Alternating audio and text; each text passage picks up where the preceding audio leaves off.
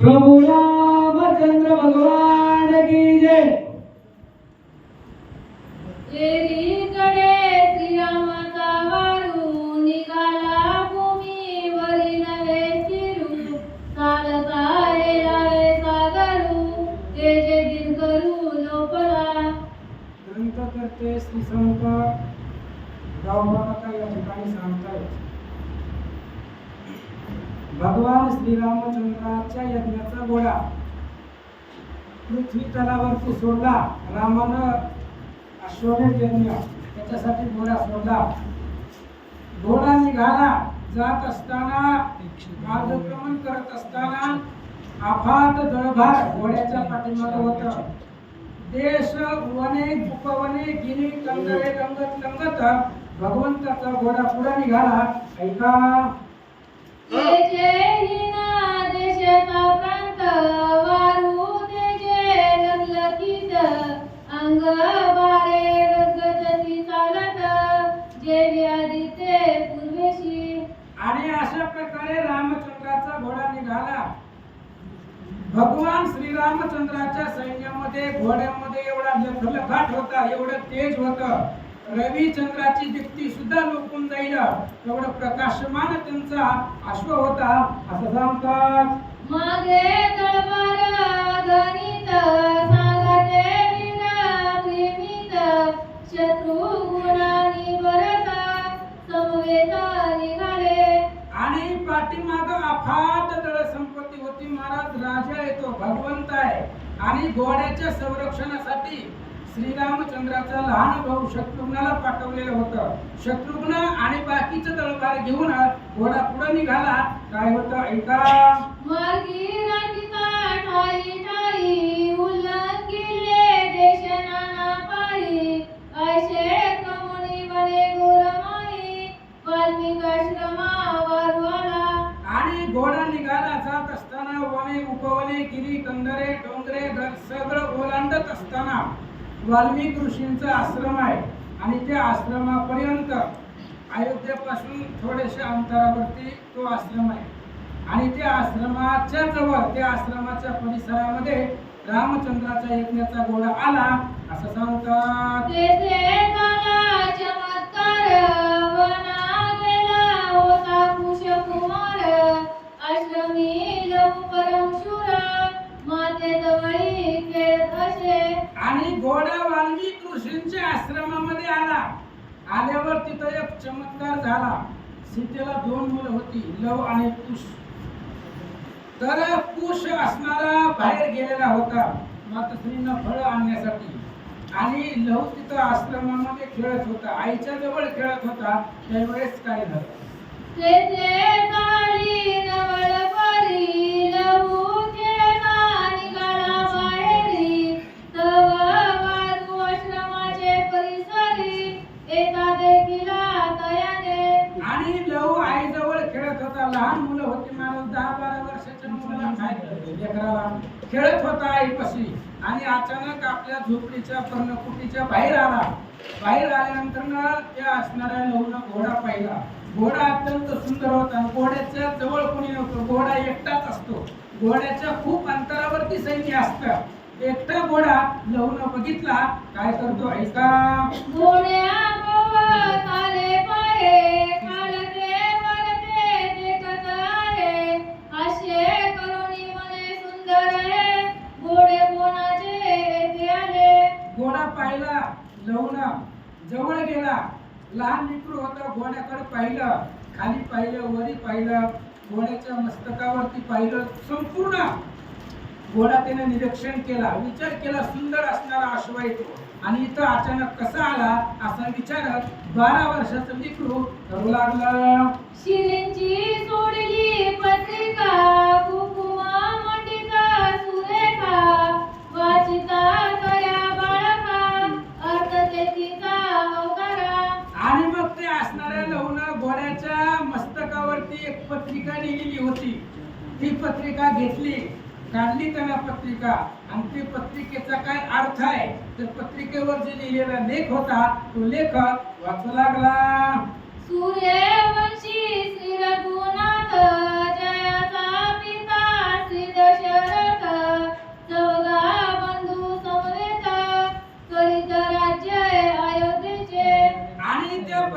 पत्रिकेवरती असं लिहिलं होतं, सूर्यवंशामधला श्रेष्ठ राजा दशरथ आहे. दशरथाकडे अफाट शक्ती होती महाराज. जिवंत रथ स्वर्गावरती घेऊन गेलेला राजा दशरथ होता. आणि त्या राजा दशरथाचा मुलगा श्रेष्ठ श्रीराम 4 भावासमवेत अयोध्येचं राज्य करत हो, असं पत्रिकेवर लिहिलेलं होतं. तयाचा दानावरू पृथ्वीवरी सोडिला ती सुंदरू, जो असेल वीर शूरू तयाने हा राखावा. आणि त्या पत्रिकेवरती लिहिलं होतं, त्या भगवान श्रीरामचंद्राचा घोडा आहे. पृथ्वी प्रदक्षिणेला तो घोडा सोडलेला आहे. ज्याच्या कोणामध्ये हिंमत असेल, ताकद असेल, पुरुषार्थ असेल, त्यानेच घोडा पकडावा. त्याच्यावर धमकीमध्ये मेसेज होते मला त्या असणाऱ्या घोड्याच्या पत्रिकेवरती. जर युद्ध करायची ताकद असेल तर घोडा पकडावा, असा लेख लहान लेकरू वाचू लागला. याच्या सोडावण्या कारणे सवे असे अमित सैन्य, ते जिंतुनी मग श्री रघुनंदना तदनंतरे सोडविला. या घोडा जरी एकटा असला तरी घोड्याच्या पाठीमाग अफाट सैन्य आहे. आणि एवढं सैन्य संपल्यावर मग स्वतः भगवान श्रीरामचंद्र हा घोडा सोडवायला येतील महाराज. रामाची शिक्का होती, रामाची मुद्रिका, रामाची सही होती त्याच्यावरती. त्यामुळे घोडा पकडायचं सामर्थ्य कोणीच केलेलं नव्हतं. रामाचा घोडा आहे, कोण पकडणार आहे? त्रैलोक्य बंदीखान्यामध्ये टाकलेला रावणाला मारले त्या रामानं. त्याच्यामुळे कुणी पकडत नव्हतं. पण हे लेकरू होतं 12 वर्षाचं, त्यानं घोडा पकडला. काय होतं ऐका. वाचून लहुने पत्रिका सोनिया पाडली देखा, त्या उपरी तया बाळका काय बुद्धी आठवली. आता लेकरूच आहे महाराज, लेकराला काय कळतं? त्यानं ती असणारी पत्रिका घेतली, वाचली, पत्रिका फाडून टाकली महाराज. फाडून चुरळा करून टाकून दिली. हास्य केलं, स्मित हास्य. आणि ते असणाऱ्या घोड्याच्या जवळ उभा राहिला. काय करतो ऐका. वरुचे कंठीची रत्नमाळा घालोनिया फुले गळा, आनंदाला तये वेळा वरुषे दिये धरुणी. आणि मग त्यानं काय केलं, ते घोड्याच्या गळ्यामध्ये एक रत्नजडित रत्नाची माळा होती, घोड्याच्या गळ्यामध्ये घातलेली. त्यानं ती माळ काढली आणि आपल्या गळ्यामध्ये घातली. घोड्याच्या शेपटीला धरलं ते असणारे लहुन आणि आपल्या आश्रमामध्ये घेऊन त्या कर्दळी वनामध्ये बांधला, असं सांगतात. गळा घालूनी अंगोस्तर अश्व कर्दळी वनाते कुमार, तेथे बांधुनी सुकुमार युद्धा लागी सिद्ध झाला. आणि त्यानं कर्दळी वनामध्ये तो घोडा नेला वाल्मिक आश्रमामध्ये. त्या घोडा त्या झाडाला बांधला, हातामध्ये धनुष्यबाण घेतलं आणि युद्धासाठी तो तयार झाला, सज्ज झाला, असं सांगतात. गवाने रक्षसगण मनती वारू हरिला कवने, विचारिते झाले बळवान लहुआ पुढे देखिले. आणि घोड्याच्या पाठीमागून जी सैन्य होतं, ती सैन्य घोड्याच्या पाठीमागून आलं, पण घोडा दिसना गेला. घोडा कुठे गेला? आता घोडा होता आणि घोडा कुठे गेला? सैनिकांनी पाहिलं, इकडं तिकडं लहान लेकरू दिसलं महाराज. छोटस हात, त्याच्या हातामध्ये छोटस धनुष्य. त्या सैनिकांनी पाहिलं. सैनिक काय बोलतात ऐका. मुनती रे 10 वर्षाचे बाळक, श्री शिते सारिखे रूप सुरेख, मान मान लोलिक पाठी कौतुक करायचे. आणि ते असणारे जी काही सैन्य होते महाराज, त्या सैन्याला राग आला नाही त्या लेकराचा. म्हणले ही सुंदर आहे, दिसायला लहान आहे, 10 वर्षाचं लेकरू आहे. 10 वर्षाचं लेकरू सुंदर असतं, गोमटा असतं. त्यांनी पाहिलं, छोटे छोटे हात आहे, त्याच्या हातामध्ये धनुष्य आहे. सैनिकांना राग आला नाही, पण कौतुकानं त्या लेकराकडे पाहू लागले. मुनींनी समाविला शिते व्रतांत, माते तुझ्या लहुने केला नाथ, घोडा चोरुनी कर्दळी वनात, घेऊनी तेथ उभाशे. आणि जे काही आश्रमामध्ये ऋषीमुनी होते, त्या ऋषीमुनींनी सीतेकडे गेले आणि सीतेला सांगितलं, म्हणले माते तुझा जो मुलगा आहे त्या मुलानं अनर्थ केलाय. भगवान श्रीरामचंद्र आणि त्या रामाच्या यज्ञाचा घोडा तुझ्या मुलानं पकडला असं मुनिवर्य सीतेला सांगतात. तया वारूचे सोडवणे आले वीरांचे धावणे अश्व गज अग्निजत सैन्य ती आश्रम वेढिला. आणि सांगू लागली सीते तुझ्या मुलानं तो घोडा पकडलाय. आता त्या घोड्याला सोडवण्यासाठी अफाट सैन्य आहे घोड्याच्या पाठीमाग आहे. रथदळ आहे, पायदळ आहे, अश्वदळ आहे आणि एवढं सगळं या सर्व सैन्याने आपला आश्रम वेढलाय, वेढून टाकलाय असं सीतेला सांगू लागले. आम्ही सांगितले लहुशी अश्व सोडी मनितले त्याशी नायके आमच्या मुलाशी म्हणून तुझपाशी निरूपले. आणि त्या ऋषी मुनींनी सांगितलं सीते आम्ही सांगितलं होतं त्या लेकराला घोडा दुसऱ्याचा आहे पकडू नको सोडून दे, पण त्यानं आमचं ऐकलं नाही. लहान लेकर ऐकत असतील का? लहान लेकर आता एखादं लहान लेकरू जर मोबाईल बघत बसलं आपण त्याच्या आईला सांगितलं लेकराला सांगा ती म्हणती माझं नाही ऐकत. 2 वर्षाचं ऐकत नाही, 40 वर्षाचं शब्दाचं पाहिजे.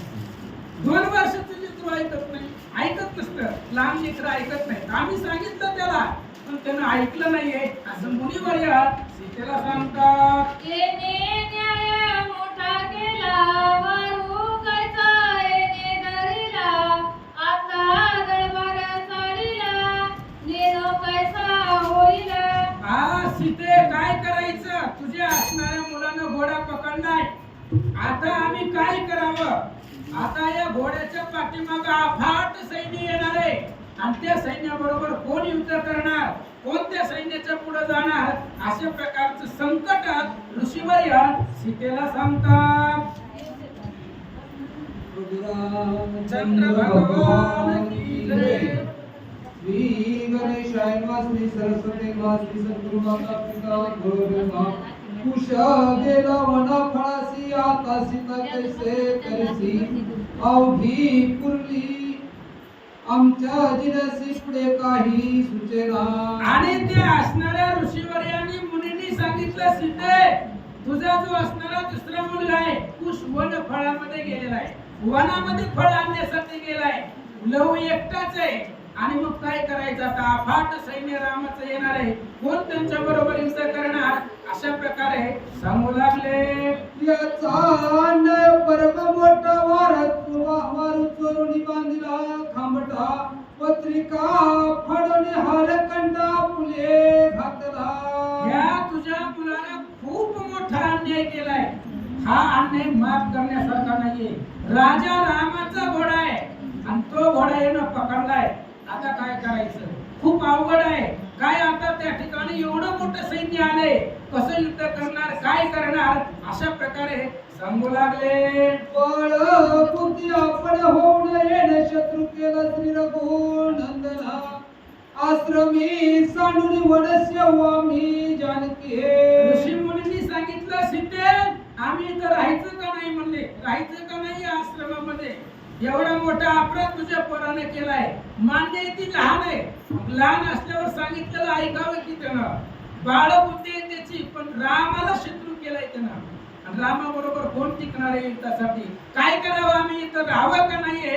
ऋषी मुनी सीतेला बोलतात. श्रीरामचंद्राची एकटका धरतो युद्धाचा वाका उभे राहुन नवे कापले न वचनी पाहावे. सीते बाहेर ये जरा, या झोपडीच्या बाहेर या आणि बाहेर येऊन बघ तुझ्या पोराने काय पराक्रम केलाय.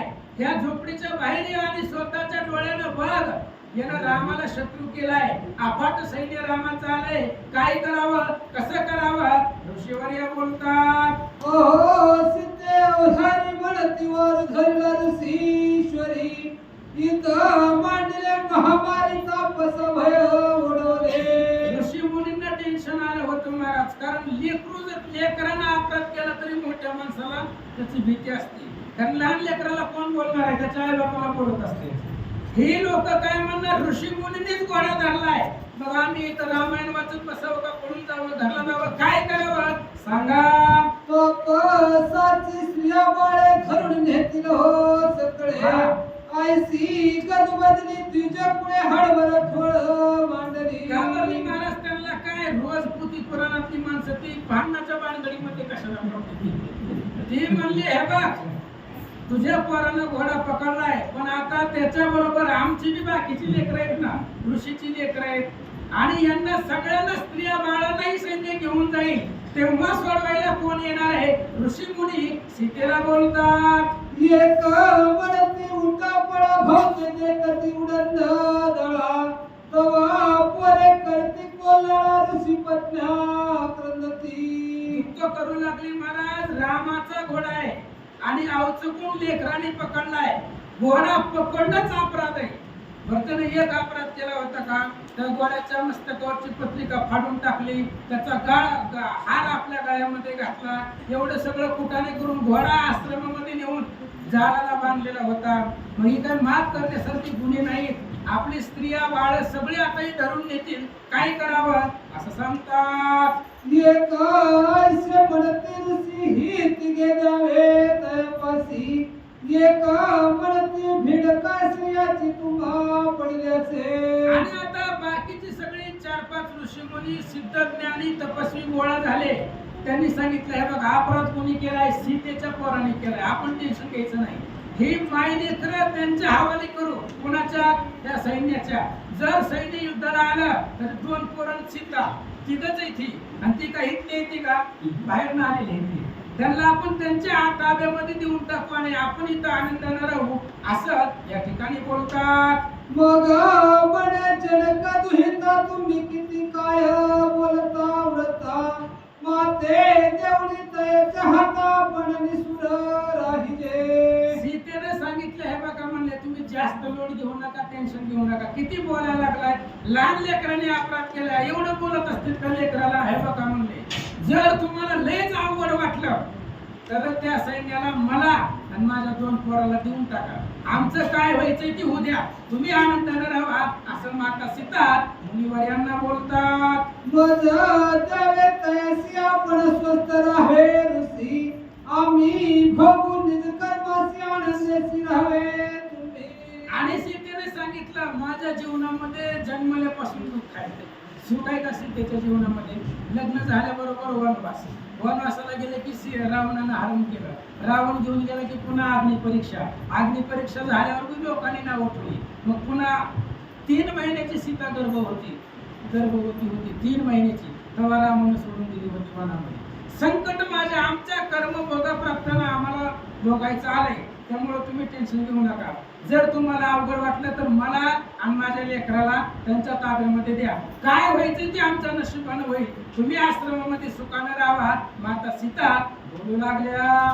निवारेल तुमचे अरिष्ट सकळ होईल सुख संतुष्ट विचार न दिसे दुसरा कष्ट दोघा कुमारा सकट मज द्यावे सीतेने सांगितलं तुम्हाला जर सुखाने इथं राहायचं असेल तुमच्यावर जी संकट आलंय सैन्याचं युद्धाचं ते निवारण करण्यासाठी एकच उपाय आहे मला आणि माझ्या लेकराला आम्हा तिघांना मिळून ह्या सैन्याच्या हवाली करा आमचं पुन्हा काय व्हायचंय ती होऊ द्या तुम्ही इथं आश्रमामध्ये आनंदाने राहावा असं माता सीता ऋषीवर यांना बोलतात ऐसी श्रीरामाची अंतुरी पडली चिंतेचे सागरी रुदन करी नाना परिते लहुने देखिले सीतेला दुःख झालं महाराज कसं जरी असलं तरी राम राजा आहे आणि राजाला नियम महत्वाचे असते राजाला परिवारापेक्षा राजधर्माचे नियम श्रेष्ठ असते सीतेने विचार केला लेकरानं तर घोडा पकडलाय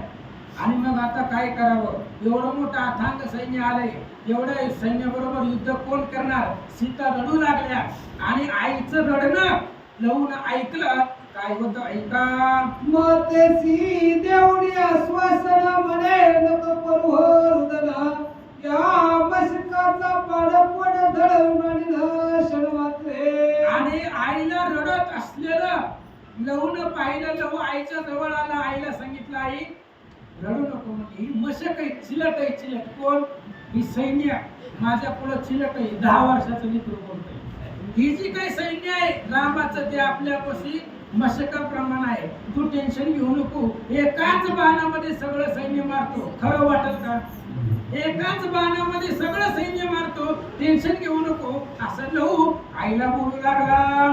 तुके बोलणी ते अवसरी सैनिकाले आश्रमा भितरी हळवळ झाली ऋषीश्वरी आसरे चंचळ पैकेरी. एवढं बोलत असताना सैनिक घरात घुसले महाराज. रामाचं जे सैन्य होतं आश्रमामध्ये आले सगळं सैन्य घेऊन. मग ऋषी वगैरे घाबरले महाराज. आधीच ऋषी मुनी घाबरत असतात, ती युद्धाच्या भानगडीमध्ये पडत नसतात. त्यांना आपलं पुती पुराण आणि देव देव, त्यांना भांडण्याचं घेणं देणं नसतंय. आणि हे रामाचं सैन्य डायरेक्ट घरामध्ये घुसलं, त्यामुळे ऋषीश्वर घाबरले. काय होतं ऐका. लहू बने ऋषी राजा जरी होशी श्री गुरु माझा तरी ऐक माझे पैजामी जिंकी नरवीर. लहूनं सांगितलं आईला, म्हणले आई वाल्मिक ऋषी सारखा गुरु आहे मला, गुरु श्रेष्ठ आहे. आणि त्या गुरुच्या प्रतापावरती गुरुच्या सामर्थ्यावरती एवढं सगळं सैन्य मी वाटून टाकीला, तुम्ही टेन्शन घेऊ नका. आपल्या आईला लेकरू बोलू लागलं. मी जाणे या सैन्याचे तुम्ही शंकन मानवी चित्ते ऐसे बोलत वाद्य धुळते ऋषीश्वरे ऐकले. आणि मग त्यावेळेस लहूने सांगितलं तुम्ही कोणीच घाबरू नका म्हणले, कारण मी अपराध केले ना माझे मी बघतो म्हणले त्या सैन्याचं काय करायचंय. तुम्ही जास्त टेन्शन घेऊ नका, निवांत राहा.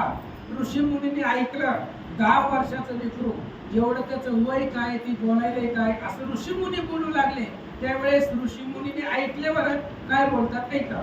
तया वाद्याची ध्वनी दिशा धुमधुमरात एक क्षणी ढोल टिमक्या निशाणी नादे वेदनी थरारली. आणि एवढ्या वेळामध्ये रामाचं सैन्य काही थोडं होतं का महाराज. रामाचं अफाट सैन्य आहे. आणि शत्रुघ्न आहे रामाचा लहान भाऊ असला तरी त्यानं लवणासुराला मारले. लवणासुर त्रिभुवनाला अजय आहे.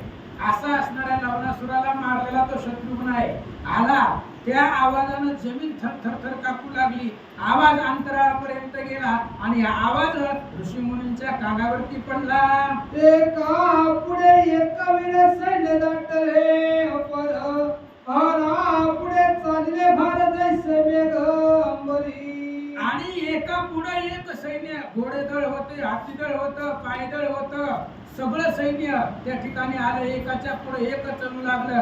जमीन थरथर कापू लागली. आवाज आकाशापर्यंत गेला. नाद अति गजामध्ये कोंडला गेला. अशा प्रकारची अवस्था त्या आश्रमामध्ये तयार झाली.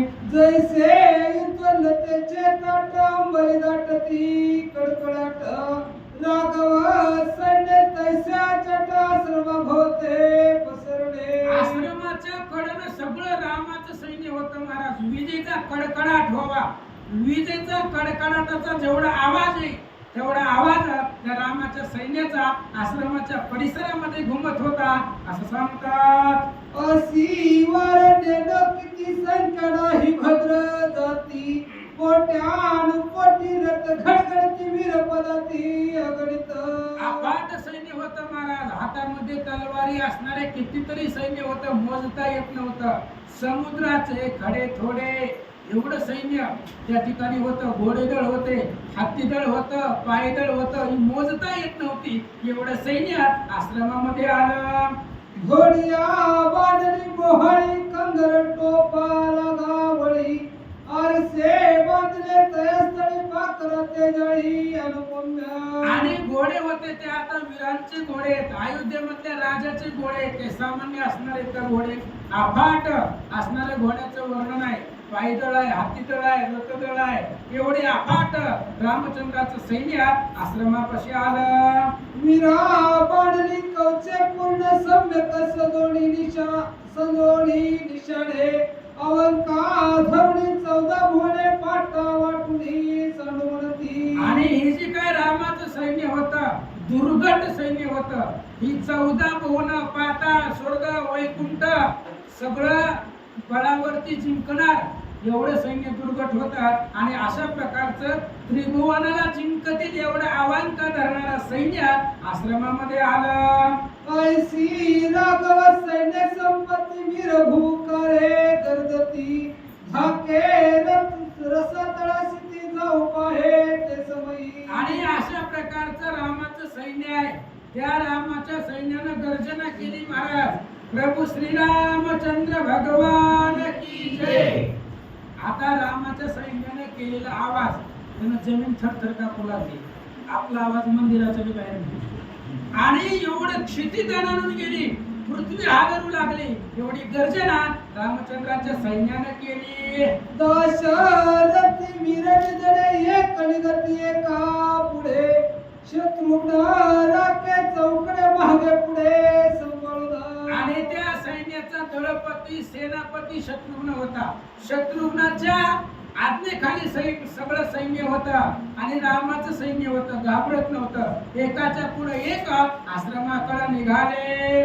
पराक्रमे गती घाण सेनापती झाला शत्रुघ्न, वाल्मिक ऋषीने ते पुन्हा मग लहुवासी बोलविले. आणि मग एकाच्या पुढे एक सैन्य निघालं.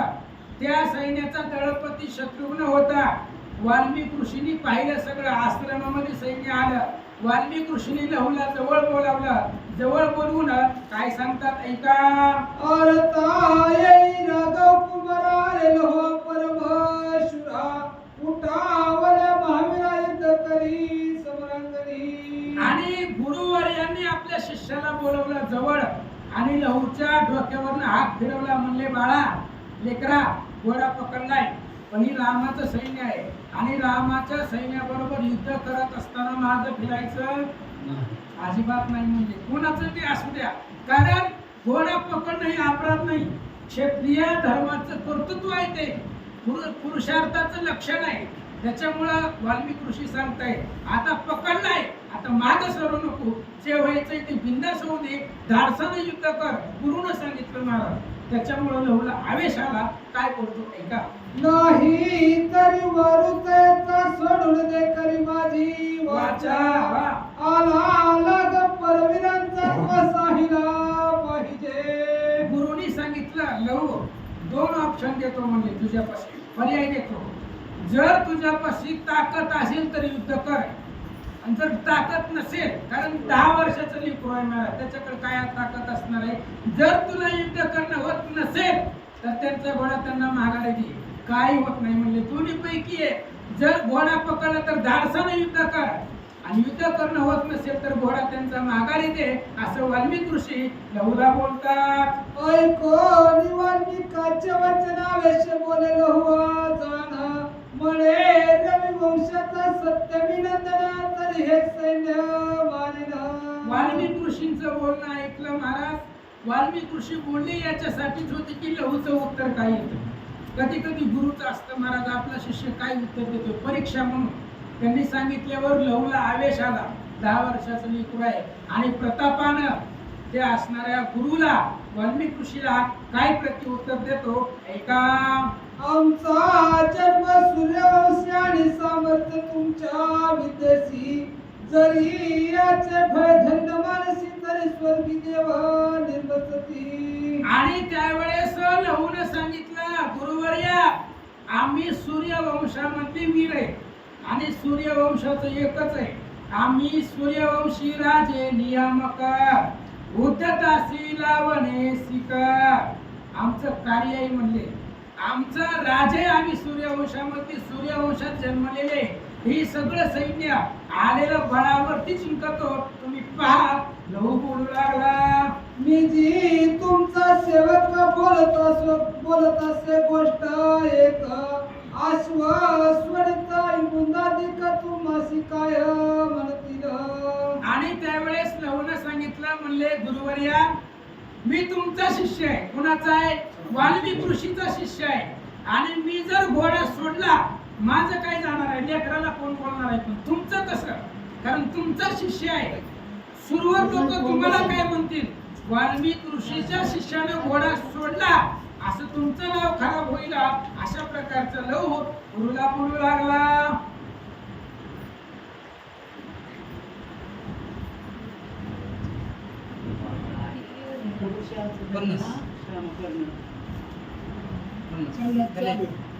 श्री गणेशाय नमः. देखोनी आमचा दळभारू, भेने ऋषीने सोडला वारू, ऐसी अपकीर्तीची लाज तोरू, होई तुम्हा मी म्हणू.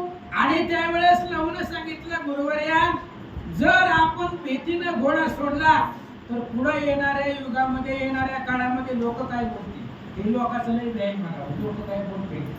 10 वर्षाचं लेकरू सांगायला लोक उद्या आपल्याला काय बोलतील. ह्या रामाच्या सैन्याला घाबरून ह्या वाल्मिक ऋषीच्या शिष्यानं घोडा सोडला, हे सैन्याला घाबरलं, अशी अपकीर्ती तुमची आमची होईल असं ते लेकरू गुरुला बोलू लागलं. पुरुषार्थ धरिला श्याम कर्ण, पूर्वीच म्या जीवी विचारून, आता समरांगिनी मांडोनी थान, युद्ध करीन सत्राने. आणि लवणे सांगितलं गुरुवर्या, तुम्ही जो विचार करताय घोडा सोडून देण्याचा, घोडा पकडताना मी काही विचारच केला नसेल का?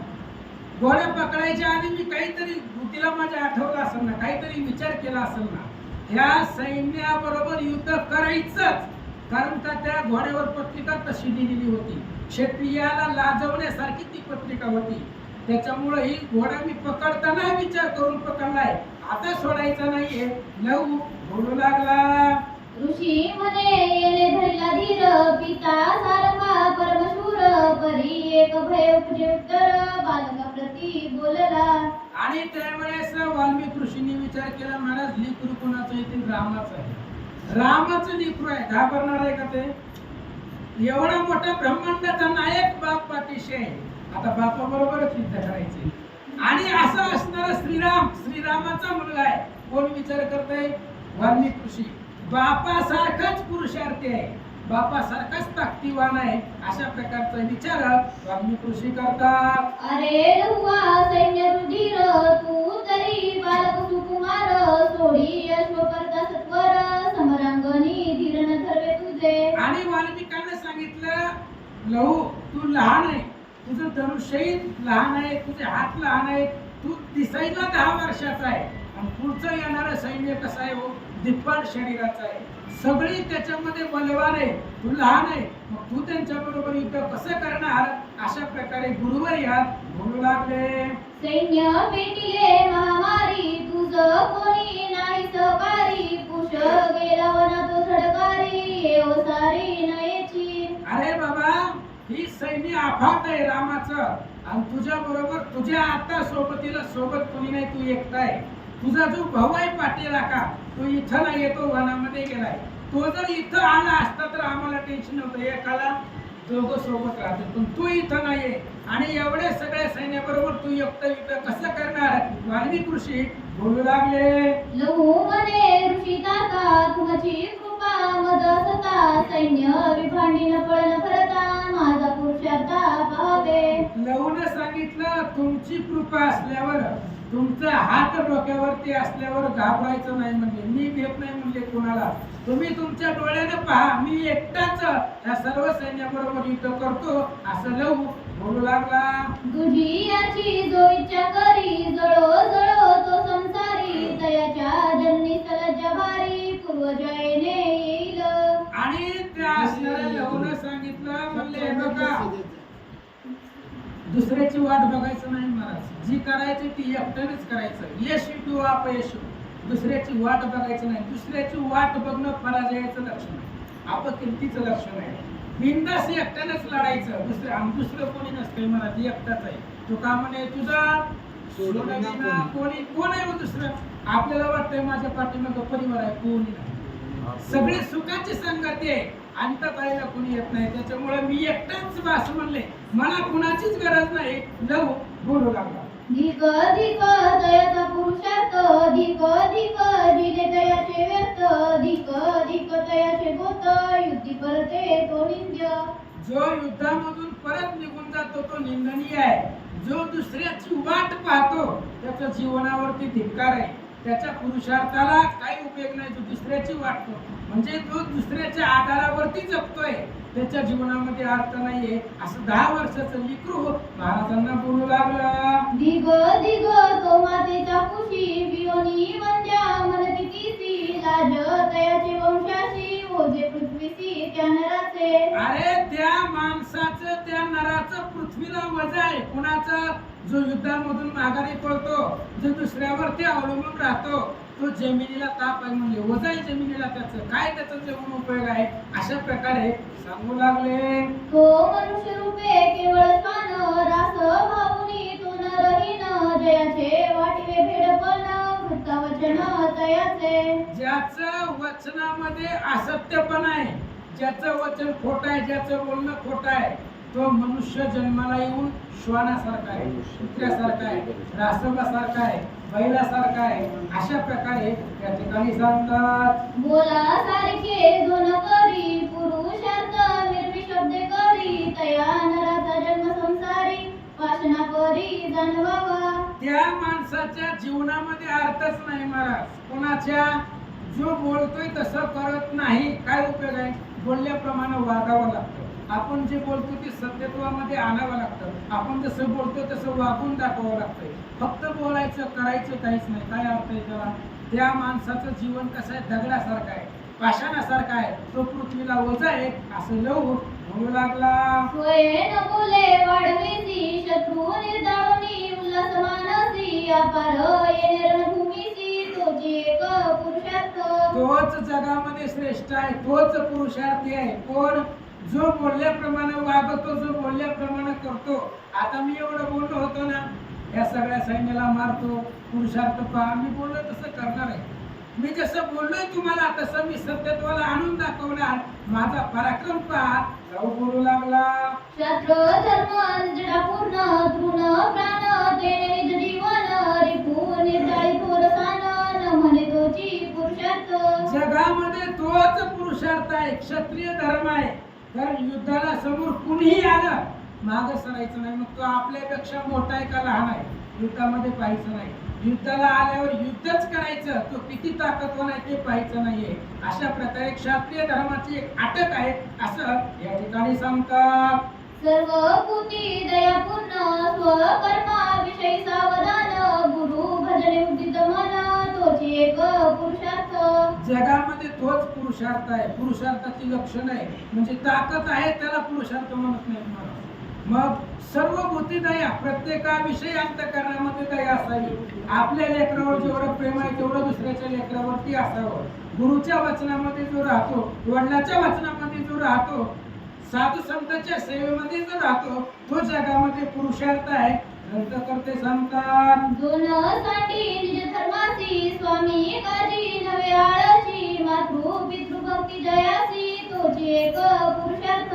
जगामध्ये तोच पुरुषार्थ आहे जो आपला धर्म सोडत नाही, जो आपल्या गुरुचं ऐकतो, जो आपल्या आई वडिलांच्या आज्ञेमध्ये राहतो, जो साधू संतांच्या सेवेमध्ये लीन राहतो, तोच जगामध्ये पुरुषार्थी आहे असं ग्रंथकर्ते सांगतात. ऐसिया पुरुषाचे जे जेणे तेची जन्य लहुआ म्हणे म्या जरी वाद सोडून देणे लाजिरवाने मम कुळा. लवणं सांगितलं गुरुवर्या, अशा पुरुषार्थाचंच जगणं धन्य आहे. आता मी जी बोललोय ते करून दाखवणार आहे. तुम्ही पहा तुमच्या दृष्टीनं. जर मी घोडा आता माघारी दिला तर माझ्या पूर्वजांना, माझ्या पुरुषार्थाला गुण येईल, लाजीरवाण होईल असं लहू बोलू लागला. जे जे आले वीर उद्भट तयाचे करीना समसकट भरत लक्ष्मणादी कयोदे श्रेष्ठ गळा बांधोनी आणि बोलू लागलं महाराज. हे आता त्याला करणं शक्य आहे का? लहान लेकरू 10 वर्षाचं बोलू लागलं. काय बोलू लागलं? भरत, शत्रुघ्न, हनुमान यांच्या गळ्याला बांधून आले. आणि कोण बोलतोय? लहू सांगतोय त्यांच्या गळ्याला बांधून आणि.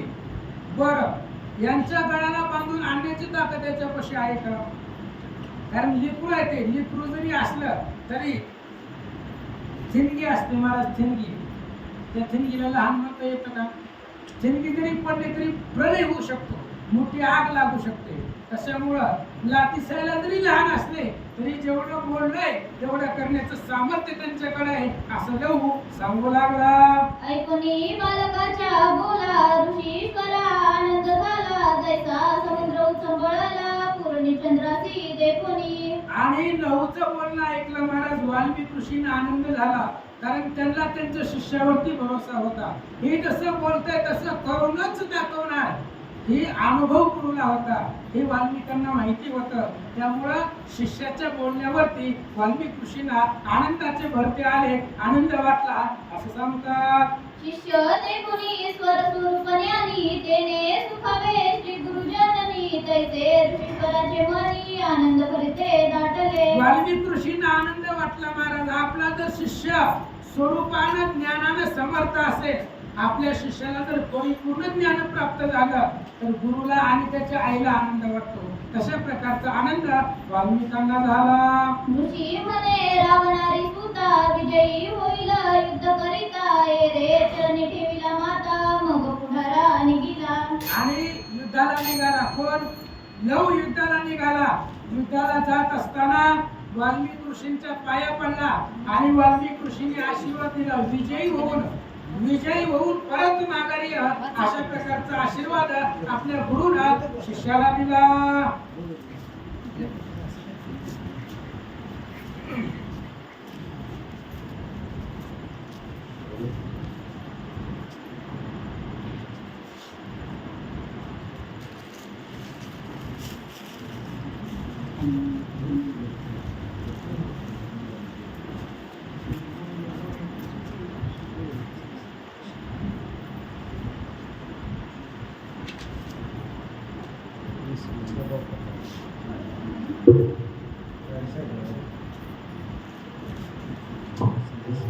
प्रभु रामचंद्र भगवान की जय, पवन सुत हनुमान की जय.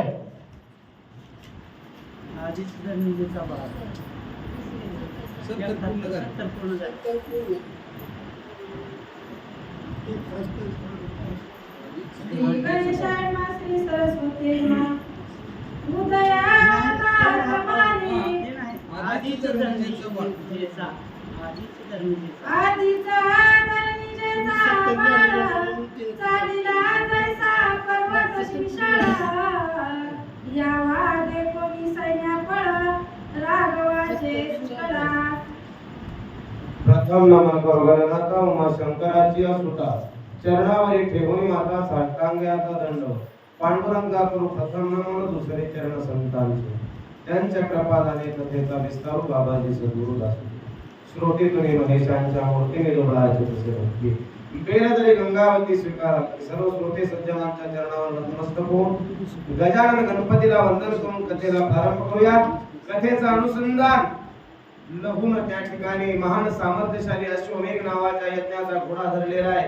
ऋषींनी सांगितलेला युद्धाची नीती, युद्ध कशा पद्धतीनं केलं जातं, आणि नसलं युद्ध करणं तर घोडा सोडून दे. आणि लहू युद्धासाठी ससज्ज झालेले आहेत. आणि पुढं पाहिलं तर अपामपती जसा समुद्र भरून यावा, आणि तसं. आणि प्रभू रामचंद्राचं सैन्य बघितलं. लहू मनामध्ये काय विचार करतात? उदयावता तमारी, अंधकार रंगी दिशाचारी, ना तरी देखोनी सरपारी, उदुसुता कांत. कशी अवस्था झाली पहा, की सूर्य उदय बघितल्यानंतर जसा अंधारा निघून जा असं सांगावं लागत नाही. वेगळं बिंब जरी बचकेचे वडे, तरी त्रिभुवना प्रकाशा ठोकळे.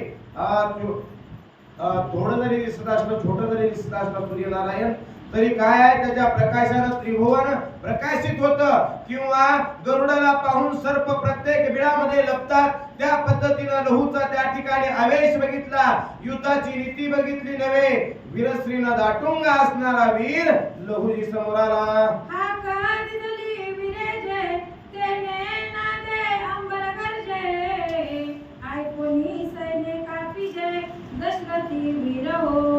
वाघाने डरकाळे फोडावी, सिंहाने त्या ठिकाणी गर्जना करावी, हत्तीच्या कळप त्या ठिकाणी लटलट लटलट थरथर थरथर कापावे. असं त्या ठिकाणी सूर्य वंशातील कुलदीपक असणारे लहूंनी त्या ठिकाणी डरकाळे फोडली. पण लहू असताना कसे आहेत? छोटे छोटे बालक आहेत, छोटे बाल असे असणारे लहूजी. आणि मोठ्याने गर्जना केली. आणि मूर्ती लहान कीर्ती महान. किती मोठा आहे याला महत्व आहे. मूर्ती लहान कीर्ती महान. लहूने डरकाळी फोडली नव्हे, त्या ठिकाणी सिंह गर्जना केली. ऐसा सामोरा चालिला तो शत्रूने पण मने धीर धरी लहू वाळा रणी उतावळा होऊ नको. आजच्या वेळेस लहुनी आणि डरकाळी फोडल्यानंतर नव्हे युद्धासाठी ललकारल्यानंतर शत्रुघ्नजी म्हणतात बाळा जास्त उड्या मारू नको, जास्त त्या ठिकाणी बोलू नको. पण कोण बोलत आहे, कुणाला बोलत आहे? बाळा म्हणून बाळास युद्ध नीती आहे का हे त्या ठिकाणी सतसत विवेक बुद्धीनं पाहिलं पाहिजे. अरे तू कोणाचा कोण जननी पिता कवन तरी दिसते सामान्य पुरुषार्थ कठीण दिसत. हे बाळा दिसताना तू लहानसा दिसत आहे आणि तुझं सर्वांग सुंदर आहे, तेज त्या ठिकाणी आणि दैदिप्यमान दिसत आहे तुझ्यावर. मग तू कुठल्या वंशातला, कुणाच्या पोटी जन्माला आलेला आहे, तुझी माता कोण आहे असं त्या ठिकाणी शत्रुघ्नजी विचारू लागले. मग म्हणे जानकीचा बाळ सूक्ष्म कैसा वडवा नळा हनुमेने वेळीला द्रोणाच्या तो वानर काय म्हणावा. आणि त्यावेळेस लहूंनी त्या ठिकाणी आपली ओळख सांगायला सुरुवात केली. मी जानकी मातेचा सुपुत्र असणारा कोण लहू आहे. अहो हनुमंतानं द्रोणागिरीला वेढा घातला म्हणजे काय लय मोठा पुरुषार्थ होत नाही असं त्या ठिकाणी गरजून लहूजी बोलतात. परिसा काया पाषाणपणा उजट मन नयवा मन तारकारी पित्याचे वाहन तया काय चतुष्पद म्हणा. अहो परिसा नाही हीन कोणी अंग परिसाला त्या ठिकाणी दगड समजू नये आणि वामन छोटा आहे म्हणून बळीनं त्या ठिकाणी त्याची अवहेलना करू नये. नवे असं त्या ठिकाणी लहू काय बोलत आहे तर सर्वसामान्य आहे, लहान आहे असा मनामध्ये विचार कदापि करायचा नाही. मनामध्ये कोण छोटा आहे कोण मोठा आहे असा कधीच विचार करायचा नाही. कुणाची कधी फसगत होईल काय सांगता येत नाही. लहू त्या ठिकाणी वेशानं बोलू लागला. चिंतामणी समनो नये पाषाण खडा कल्प तरुच रक्षा पडी पडा सुधार सासी कांजी जोडा ज्ञाते पंडित न करीती. ज्ञाते पंडित जे आहेत हुशार चतुर शिरोमणी जे आहेत ते त्या ठिकाणी काय चिंतामणी गोपणीमध्ये फिरवून फेकून देऊ नये. चिंतामणी सांभाळून ठेवावा लागतो. कशासाठी? तो त्या ठिकाणी चिंतेली इच्छा पूर्ण करतो. नवे अमृत त्या ठिकाणी कांजी आहे म्हणून फेकून देऊन जमत नाही. अमृत काय करत तर अमर करत. अशा प्रकारे आणि काय पाहिजे तर छोटा समजून त्या ठिकाणी विवेक संपन्नतेने तुम्ही विचार करा. लहू बोलतात हिलवाडारीसी द्विजा साधारण कामधेनु सपशु समाना सद्गुरु जो चैतन्य घन तया मानने मानवायचे. अहो सद्गुरु तोच जाणा जो सांगे अपरोक्ष ज्ञाना. सद्गुरूला कधी कमी समजू नये. ज्या शिष्यानं सद्गुरूला कमी समजलो तो त्याच्यासारखा मूर्ख तोच.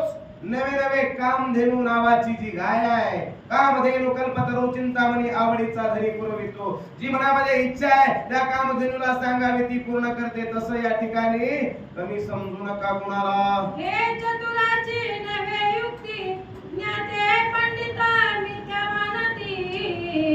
मजा बाळायसे संग्रामाप्रती ना मने सुमती वीर राजा. चतुर योद्ध्याची ही नीती नाही. चतुर योद्ध्याची ही नीती नाही. काय ही नीती आहे तर पुढच्याला कमी समजू नये. युद्धामध्ये आपली जी वीरश्री आहे, आपला जो शौर्य आहे, आपला जो पुरुषार्थ आहे, आपली जी धमक आहे, आपली जी युद्ध नीती आहे ती दाखवावी. दुसऱ्याला कमी लेखू नये असं कोण शत्रुघ्नजींना आणि लहूजी बोलतात. ऐकोनी लहुवाचे वचन संतोष लागे काही नंदन. मने बाळकाचा अभिमान वारू येणे कले. वा वा बालक वा सुंदर का. कुळी कन्या कन्या पुत्र होती जे सात्विक तयाचा हरिक वाटे देवा. कुळामध्ये असा सात्विक मुलगा जन्माला पाहिजे, असा धाडसी मुलगा जन्माला आला पाहिजे. अंधारात जरी पाल चुक चुकले तर मिळाले व्हायचा असा नसला पाहिजे. कसा पाहिजे? धारिष्ठ असला पाहिजे. आणि युद्धासाठी असा नाटुंगा असणारा वीर पाहिला. अरे खरंच तुझा वंश धन्य. आणि कुणाला वाटलं काही कुमार असणारे शत्रुघ्नजी. आणि सुरांसारखी दाखवी प्रौढी, पुढील पाय मागे न पाडी. पहावयाची दिटी व केवडी, शब्दीला पारवडी येऊन पहा सर्व योद्ध्यांना शत्रुघ्नजी सांगू लागले. अरे बघता काय नीट लक्षपूर्वक ऐका. अरे पुढचं ठाण मान त्या ठिकाणी कसं आहे, मागचा पाय मागाय, पुढचा पाय पुढे, हातामध्ये धनुष्य आहे, टणत्कार मारत आहे, लटलट कापत नाही इथं. आणि कसं आहे तर पुरुषार्थामध्ये मागे सरणार नाही. त्याच्याकडे नुसतं पहा, त्याच्याकडे पाहिलं तरी कापड सुटेल. यासी मन युद्ध करिता, लौकिकी येईल पाय लगुता. म्हणता शत्रूने बाळकावरता, रणी मेढा चढविला. अहो याच्याशी जर मी युद्ध केलं तर मला कमीपणा येईल का? आणि बाळावर त्या ठिकाणी बाण सोडला म्हणून मला हिनत होईल का? आता कसा विचार बदलला. सरोनयेच्या गाई, आपण विंदोनये पाही. यया ते जिंकली आई, कीर्ती नाही पै माझी. आणि याला जिंकल्यानंतर माझी कीर्ती होणार नाही, माझी अपकीर्ती होईल असा शत्रुघ्नजी विचार करू लागले. ऐसा विचारी पडेल मनारी, तवा बोले लहुवा अवसरी. म्हणे तू सुंदर होसी जरी, माझा बाण सहावा. असं लवणारी म्हणजे कोण तर शत्रुघ्नजी विचार करू लागले. तू जर युद्धासाठी नाटुंगा असेल तर माझ्या बाणाचं परिमार्जन कर, माझ्या बाणाला प्रतिसाद दे. धनुषी चढविला बाण, ओढी काढून आकर्ण.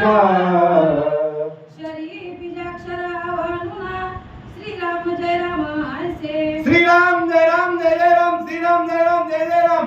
आकर्ण कानडी ओढली आणि धनुष्याला बाण लावला. आणि शत्रुघ्नजी प्रभू रामचंद्राचं चिंतन करत काय करतात? ठाणा मांडोनी देवळे, शत्रुघ्ना सांभाळी आता पुढे. बाण निघाला कडाळे, विराजो पडे पडे. आणि त्यावेळेस लहुजींनी आपल्या अबाणाच्या त्या ठिकाणी आणि आग्रह ठिकाणी बाण जोडला. प्रभू रामचंद्राचं चिंतन केलं. प्रभू रामचंद्र भगवान पवनसूत हनुमान असा त्या ठिकाणी.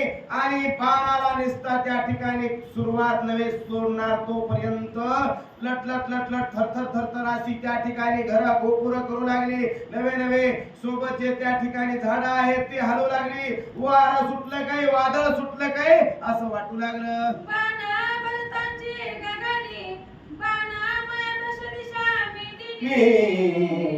जैसा मेघधनानी, गडगडाट जेवी हस्ती. जसं अचानक त्या ठिकाणी आभाळ भरून यावं, गडगड गडगड धडधड धडधड असा आवाज यावा, मेघांची गर्जना व्हावी, विजांचा कडकडाट व्हावा, धो धो धो धो असा हत्तीच्या सोंडासारखा पाऊस पडावा. त्याप्रमाणे लहून बाण सोडल्यानंतर बाणापाठी बाण बाणाचं आच्छादन केलं. आभाळानं झाकून आल्यासारखं बाणाचं पांघरून झालं. जेवी पर्जन्याच्या दारा, देवी बाणी खेळले अंबरा.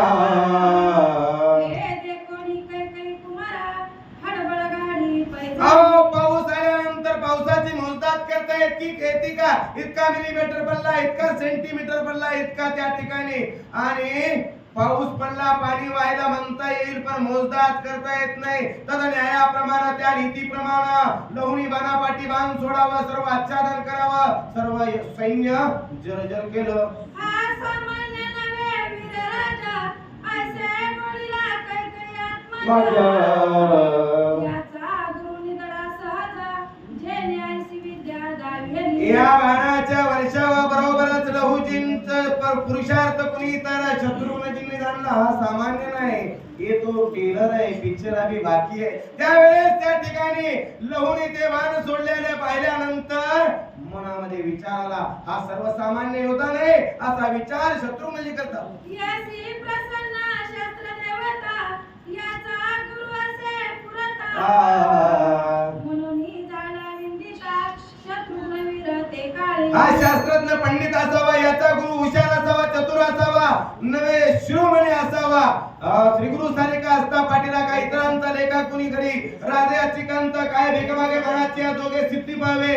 ज्याचा गुरु त्या ठिकाणी हुशार आहे त्याला कुठंच त्या ठिकाणी जोळी पसरायची गरज नाही. असा असणारा हा शत्रुघ्न कसा शत्रुघ्न नाही लहू हुशार आहे असा शत्रुघ्नाचे विचार करतात या ठिकाणी ग्रंथ कवी आपल्याला सुचवतो. श्री गणेशाय नमः, श्री सरस्वती नमः, श्री माता पिता गुरुदेव नमः. या श्री प्रसन्न शस्त्र देवता याचा गुरु असे पूर्णता म्हणून झाला वेदिता शत्रुघ्न वीर ते काळे. याचा गुरु पुरताय याला शस्त्र देवता प्रसन्न असल्यामुळे रणाच्या ठिकाणी युद्ध कौशल्य दाखवत आहे असा शत्रुघ्नाचे विचार करता. दाशरथी वीरे सोडणी बाण ऐके विस्तारले गगन लक्ष कोडी प्रसोन शरे अंबर खिळले. इकडे शत्रुघ्नाजी काय करू लागले तर लहूचे बाण बघितले, आकाश दुमदुमून गेलेला आहे, आकाश भरलेला आहे आणि शत्रुघ्नाने त्याच लाखोच्या संख्येने बाण सोडले. बाणापाठी बाण बाणापाठी बाण बाणाचा वर्षाव करू लागले. एक एकादे निवारी एक बाण पडते पृथ्वीवरी परस्पर एक गगनोदरी उभयंता युती मिसळती. बाणापाठी बाण बाणापाठी बाण सन सन सन सन सन असे बाणापाठी बाण पडू लागले. बाणाला बाण झपटू लागला, एक बाण खाली पडत आहे, एक बाण बाणाच्या वरती जात आहे आणि बाणाच्या ठिणग्या उडू लागल्या. पाठीमागे सरा. मग दोघे वीर सावध परस्परे आणती म्हणती शब्द तवा शत्रुघ्न वीरे त्रिशूळ बाण भयद लव्वावरी मोकली. बाणापाठी बाण एकमेकावर सोडत आहे, कुणी झोपू नका का युद्ध सुरू आहे. त्यावेळेस शत्रुघ्नजींनी काय केलं तर त्रिशूळ सोडला आणि ते त्रिशूळ इकडे सन कोणा लहूच्या दिशेने येऊ लागले. शत्रुघ्न म्हणे लव्वा वीरा जरी तुझा गुरु असेल पुरा तरी सम्रांगणी दरी जे दिला माझी शस्त्रे सांभाळे. जर तुझा वीर जर तुझा जर गुरु जर श्रेष्ठ असेल श्री गुरु सारखा किंवा श्री गुरु तोच जाणा जो सांगे अपरोक्ष ज्ञाना त्याच्याकडे त्वमपद आणि तत्पद हे एकत्व करून देणारा जर तुझा गुरु असेल ते ज्ञान पैगाबर ते ज्ञान त्या ठिकाणी शिकवणारा जर गुरु असेल तर ह्या बाणाचा प्रतिकार करून दाखव. येरू साधक वीर रावो अंगाला गुन्हे गावो पराक्रमी मावाओ रविवंशीचा नभुगावा. सूर्यवंशाचा कुलदीपक असणारा रघुकुलरित सदा चली आई असा असणारा कोण तर हा लहूही वीर आहे. अंगाला एक बाण लागू देत नाही. युद्ध करण्याचं कौशल्य काय आपल्याला लागलं नाही पाहिजे, पुढचा चितपट झाला पाहिजे हे युद्ध कौशल्य. आणि बकाबक मार खातो आणि परत त्या ठिकाणी भांडण करतो याच्यामध्ये काही कौशल्य नाही. नवे नवे आपल्याला बाणाचा लगटी होऊन देत नाही आणि पुढच्यावर परिहार करतो याला लहूवीर असं म्हणतात.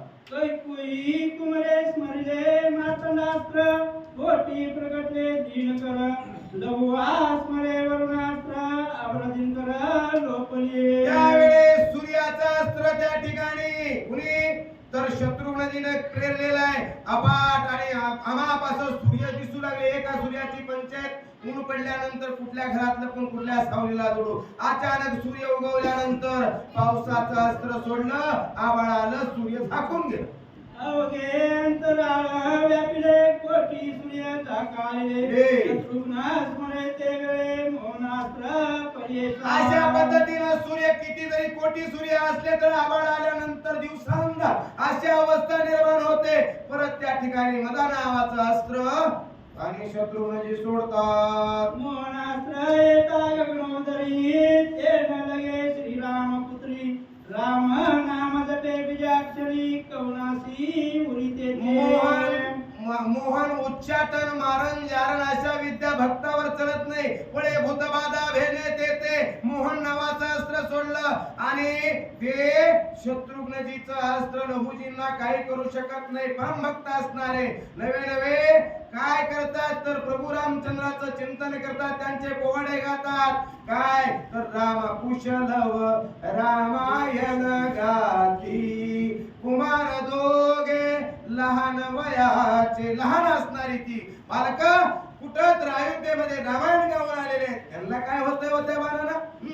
राम नामाचा कळकळाट त्याचे मोह ममते वारा वाट शत्रुघ्न विचारी कष्ट मोहनास्त्र मोहनास्त्र सोडला पण राम नामाचा त्या ठिकाणी आणि काय आहे कडकडाट आहे दिव्यतम दिव्यत आहे राम नामा पुढे काय आहे तर सगळं फिक आहे राम म्हणता रामची होई जे असा असणारा अनुभव कुणाला लहुजींने का श्री गुरूंना शिकवलेलं ज्ञान आणि ते ज्ञानाचं त्या ठिकाणी प्रत्युत्पत्त झालेले अंतकरण भरून गेलेलं आहे प्रभू रामचंद्राच्या चिंतनामुळे मोह माया दंभ अहंकार राग द्वेष क्लेश मत्सर आशा मनशा तृष्णा या काही करू शकत नाहीत हा वीर कैसनिया तुले मोहनास्त्र नचले आपले हा यश घेईल गाडे ऐसे मज वाटते अरे बापरे मोहनास्त्र मी सोडलं याला काहीच परिणाम नाही असा कोण शत्रुघ्नजी विचार करतात याच्यापेक्षा याची विद्या श्रेष्ठ आहे नवे नवे याचा गुरु श्रेष्ठ आहे गुरु लोभी गुरु लालची चेला दोन्ही नरक मेठेला गुरु कसा पाहिजे आणि शुद्ध अंतकरणाचा पाहिजे तसाच त्या ठिकाणी तनु म्हणून जीवे चरणाशी लागावे अगरवता करावे दास्य सकळ तसा शिष्यही पाहिजे तसा कोण होता लघु तव शत्रुघ्न म्हणे भरता मोकळी आता निवारणाचा लेरी शक्ती मंत्रे म्हणून शरा लहुआ लक्ष्मी टाकीला भरता ए भरता आता पुढचं वातावरण काय ठीक दिसना आपलं कुठलं शस्त्र काम देत नाही काय करावं रे पळून जावं का शत्रुघ्न म्हणे आगावीरा जरी तुझा गुरु असेल पुरा तरी सांभाळी माझी आसरा धरी धीर संग्राम तरी सुद्धा युद्धाच्या ठिकाणी पळून जाणं हे योद्ध्याचं लक्षण नाही शूर ओळखावा रणी आणि साधू ओळखावा मरणे आणि वीरश्रीनं दाटून आले शत्रुघ्न जे घे आता बाणा पाठीबाण आणि त्याचा परिमार्जन कर लहुजींना बोलतात शर निघाला गरजत गगनी ते लहुविरे ते कोणी मध्येच तोडीला टाकूनी शास्त्रत्वे करून जसा लागले शत्रुघ्न गरजत आहे तसा तो बाण सुद्धा गर्जना करत आहे कडकड कडकड धड धड धड धड असा आवाज आकाशामध्ये येऊ लागला मध्येच त्या ठिकाणी म्हणून टाकला द्वादश त्रय विद्येचे साधक परस्परे नाटोपती एकमेक गाय आणती तेने पाताळ लोक दणानती ते अहो 12 विद्या 64 कळा आणि याचं जरी ज्यानं श्रवण केलेलं आहे ज्यानं चिंतन केलेलं आहे त्याला बोलायला अडचण येत नाही त्याला शास्त्र पठण करायला अडचण येत नाही का तर तो भगवंत पुरवित आहे सरस्वती ज्याच्या जीवाग्री बसली त्याला काही अडचण येत नाही तसं या ठिकाणी बाणापाठी बाण कोण तर लहुजी सोडतात मग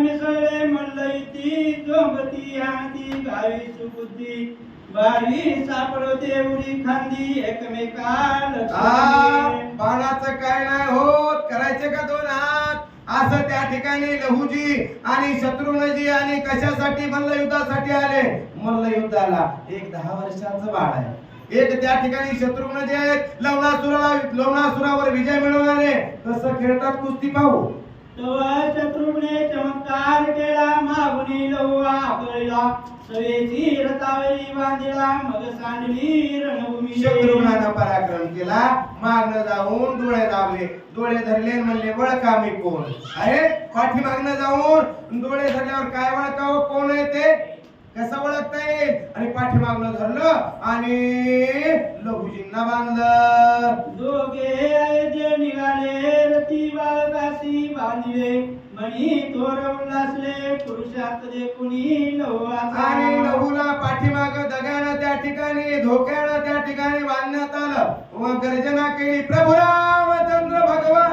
मोठा विजय फसवा विजय लहुजीवर त्या ठिकाणी आला नवे निघाले जिंकलं बाळाला म्हणती सिंह धरिला शार्दूळ बांधिला पुरुषार्थ वेळाने पुरुषार्थ केला पुरुषार्थ सिंह धरलेला दरा कपारी मधनं फिरणारा तो सिंह धरला हत्तीला धरावं तशी त्या ठिकाणी लगट आहे असा विचार त्या ठिकाणी मांडला एका जनार्दन शरण लहुआ पावला बंधन संतोषणी भरत शत्रुघ्न निजनगराशी निघाले एकनाथ जनार्दन स्वामींना शरण जाऊन म्हणतात या अध्यायामध्ये लहूला बंद मोचन बंद धरलेला आहे, पण त्याचा त्या ठिकाणी खोटा उड्या मारत आहेत, नवे जगानं धरलेला आहे, फसवलेला आहे, पण आपण फसवून घेणारा पैकी नाही.